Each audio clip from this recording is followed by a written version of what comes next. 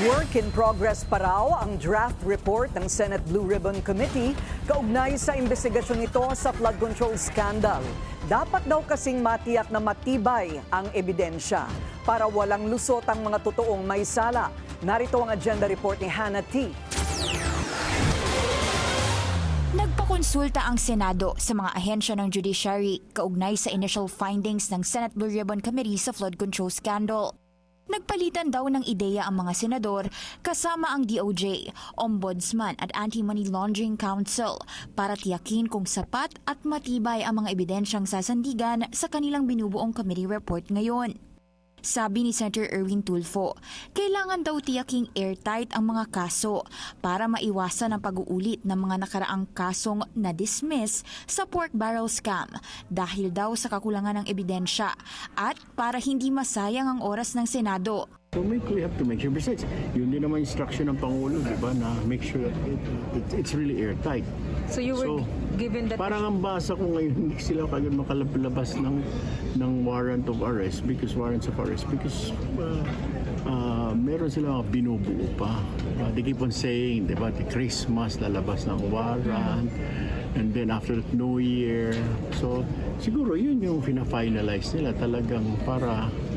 And I even asked them the batting rate ng conviction versus dismissal.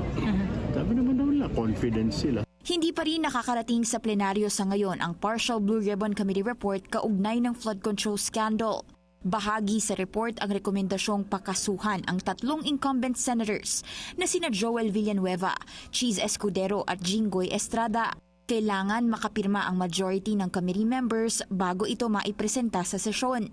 Nag-aalangan daw ang ilang mga mambabatas pirmahan ito, sabi ni Tulfo. Yung ba hesitant kasi parang they're saying like parang kagaya ko may kulang, parang malamya, etc. Yung iba kulang, yung iba malamya, something like that. Yung iba naman very strong worded. So iba-iba yung reactions. Nitong weekend, una nang sinabi ni Senate Blue Ribbon Chair Ping Lacson na pinakamahalagang output ng investigasyon ay ang mga legislation. Hindi lang ang pagtuturo ng sino ang kakasuhan.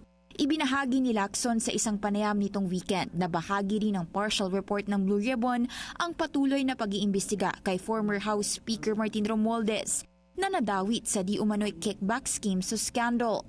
Pagdating kay Pangulong Bongbong Marcos, sinabi ni Lacson na kahit pumirma raw ang Pangulo ng national budget, hindi siya direktang involved sa paghahanda nito.